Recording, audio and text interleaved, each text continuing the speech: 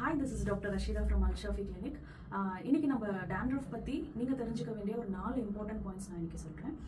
So dandruff வந்து பார்த்தீங்கன்னா மோஸ்ட்டாக எல்லாருக்குமே தெரிஞ்சது வந்து ஓவர் பாடி ஹீட்னால வந்து ட்ரைனஸ் கிரியேட் ஆகி டேண்ட்ரஃப் ஆகுது அப்படின்றது. ஆனால் ஓவர் ட்ரைனஸில் எப்படி டேண்ட்ரஃப் ஆகுது அப்படின்னா ஓவர் ட்ரைனஸ் பாடியில் ஆகும்போது என்ன ஆகும் அப்படின்னா செபேஷியஸ் கிளாண்ட், அதாவது ஆயில் கிளாண்ட்ஸ் வந்து ஓவராக செக்ரீட் ஆகும். ஸோ இது வந்து ஹேர் ரூட்ஸில் வந்து பார்த்தீங்கன்னா ஆயில் கிளாண்ட்ஸ் ரொம்ப அதிகமாக செக்ரீட் ஆகும்போது அதில் டஸ்ட், பொல்யூஷன், ஸ்வெட்ஸ் இதெல்லாமே வந்து சேரும்போது என்ன ஆகும் அப்படின்னா அங்கே ஒரு ஃபங்கஸ் ஃபார்ம் ஆகி உங்களுக்கு டேண்ட்ரஃப் கொடுக்கும்.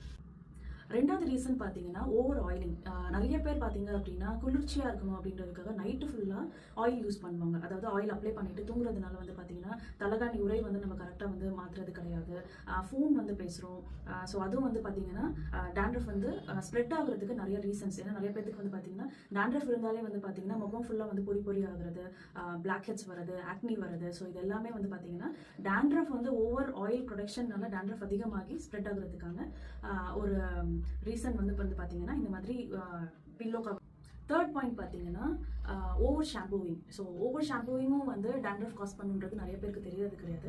ஸோ நீங்கள் ஓவர் ஷாம்பூவிங் பண்ணும்போது, அதாவது 2-3 தாட்டி இல்லை 4 தாட்டிக்கு மேலே நிறைய பேர் வந்து ஆயில் போகல. ஏன்னா ஆயிலி டேண்ட்ரஃப் இருந்தாலே வந்து நம்ம ஒரு டேண்ட்ரஃப் ஷாம்பூ ரேண்டமாக வாங்கி யூஸ் பண்ணுறது உண்டு. ஸோ அந்த மாதிரி டேண்ட்ரஃப் ஷாம்பூஸ் வந்து ஃபங்கஸை வந்து கில் பண்ணுறதுக்கான ஹையர் கான்சன்ட்ரேஷன் கெமிக்கல்ஸ் இருக்கும். ஸோ அதெல்லாம் வந்து மற்ற ஹேரை வந்து ரொம்ப ஃப்ரிஸியாக ட்ரை ஆக்கிடும்.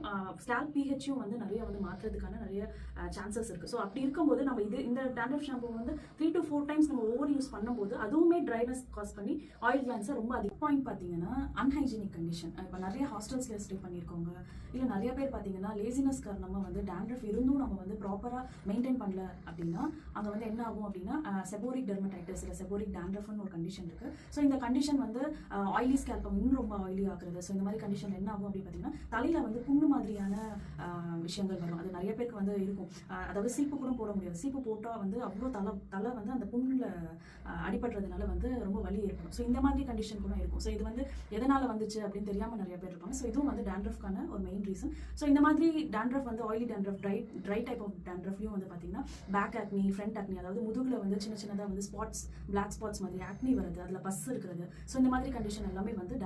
ஸோ டாக்டர், இப்போ இந்த மாதிரி டேண்ட்ரஃப் என்ன டைப் ஆஃப் டேண்ட்ரஃப்க்கும் என்ன தான் வந்து சொல்யூஷன், எப்படி தான் க்யூர் பண்ணுறது அப்படின்னு கேட்டிங்க அப்படின்னா best type of anti dandruff shampoo select பண்ணுறது ரொம்ப இம்பார்ட்டன்ட். ஏன்னா டேண்ட்ரஃப் ஷாம்பூஸ் மோஸ்ட்டாக வந்து ஈஸ்ட் ஃபங்கஸை மட்டும் ஃபோக்கஸ் பண்ணி உங்களுக்கு டார்கெட்டட் அந்த இதை மட்டும் வந்து அழிக்கிறதுனால மற்ற ஹேர் வந்து ஓவர் ட்ரைனஸ், ஃப்ரிஸி, ஸ்கேல்போட பிஹெச் மாற்றுறதுல அந்த மாதிரி பண்ணுறதுனால நிறைய split ends, hair fall, hair thinning, greying இது எல்லாமே வந்து நடக்குது. ஸோ அப்போ இதுக்கு என்ன தான் சொல்யூஷன் அப்படின்னா வந்து பார்த்தீங்கன்னா நீங்கள் இந்த மாதிரியான வீகன் ஷாம்பூஸ், ஸோ இந்த மாதிரி கெமிக்கல் ஃப்ரீ வீகன் ஷாம்பூஸில் வந்து என்ன மாதிரியான இன்க்ரீடியன்ஸ் இருக்கும் அப்படின்னு பார்த்தீங்கன்னா சாலிசிலிக் ஆசிட் இருக்கும், பிளான்ட் பேஸ்டு, இன்னும் பார்த்தீங்கன்னா ginger oil, rosemary essential oil. So இது வந்து ஒரு பார்ட் ஆஃப் இன்க்ரீடியன்ஸ் தான் நான் சொல்லியிருக்கேன். ஸோ இது வந்து பார்த்தீங்கன்னா உங்களுக்கு ஆலிவேரா ஜெல் டைப்பில் தான் இருக்கும். உங்களுக்கு கன்சிஸ்டன்சி வந்து பார்த்தீங்கன்னா அந்த மாதிரி